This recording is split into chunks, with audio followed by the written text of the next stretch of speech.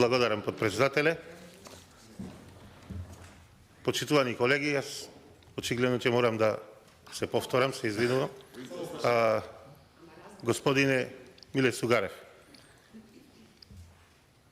после вчерашното излагање на 20 министри, каде што видовме спротивставени изјави на екс-министерот и на актуелниот министер, екс-министерот ни не убедуваше дека цветаат рози во македонското здравство, посебно во периодот додека извршувал функцијата министер за здравство, но од друга страна актуелниот министер со изјава како и претходно во неколку наврати дека состојбите во македонското здравство се многу лоши, односно состојбата е алармантна. Дури и изнесе свое видување дека апсолутно во голем дел од клиниките, менеджерските тимови ништо не работат, цитирам, и дека сите 66 директори се заменување. Тој би ги сменил. Искажа исто дека не се проблем буџетите, бидејќи сите јавни здравствени установи во државата добивале солидни буџети од Фондот за здравствено осигурување на Република Македонија, но се работело лошо, се работело недомајкински и затоа, откако ја презел функцијата министер, веќе започнал со промени, сменил 22 директори, а во иднина имал намера да ги смени и сите 66 менаџери на јавни здравствени установи. Па од тука е моето логичко прво прашање, дали фондот врши контрола во изминатиот период во јавните здравствени установи и дали утврдил ваква состојба за каква што не брифираше вчера министерот. И во кој свој извештај фондот нотирал вакво нешто, во кој тоа јавни здравствени установи е толку лоша или алармантна состојбата, дали фондот утврдил доколку вршел извештај во своите извештаи.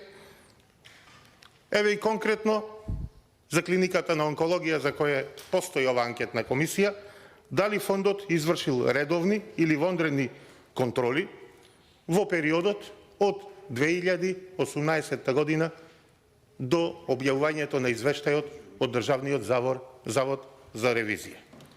Доколку извршил, што покажале истите. Друго прашање.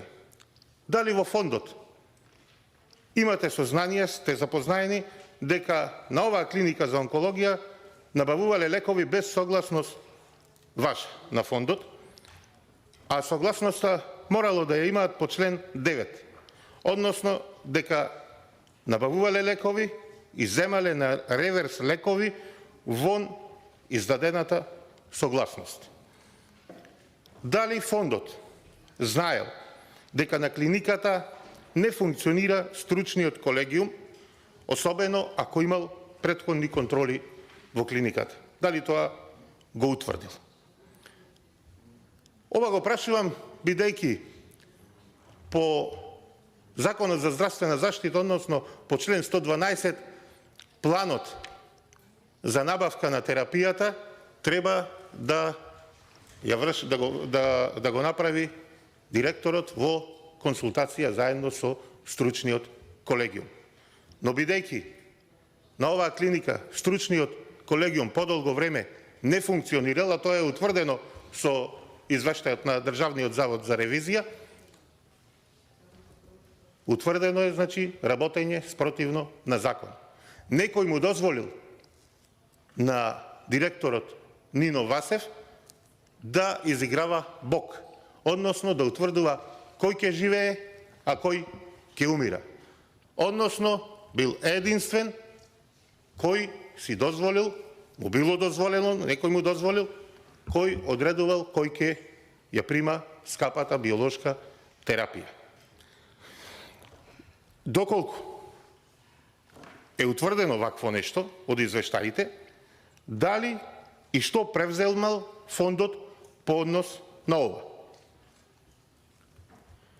И моето прашање, што претходно го упатив до вас, вие сте на раководна функција во Фондот за здравство од 2018 до денес. Дали сметате дека Министерството за здравство си ја вршело и си ја врши работата како што треба во тој период додека сте вие на одговорна функција? И уште едно прашање, дали ќе продолжите со праксата за доделување условни буџети за скапи лекови во ситуација кога на голема врата министерот Меджити Медиумски најавува по 7 години власт на Социјалдемократскиот сојуз и ДУИ ревизија, односно нови лекови на ревизија на позитивната листа, односно внесување на нови лекови на позитивната листа. Ви благодарам, сакам конкретни одговори.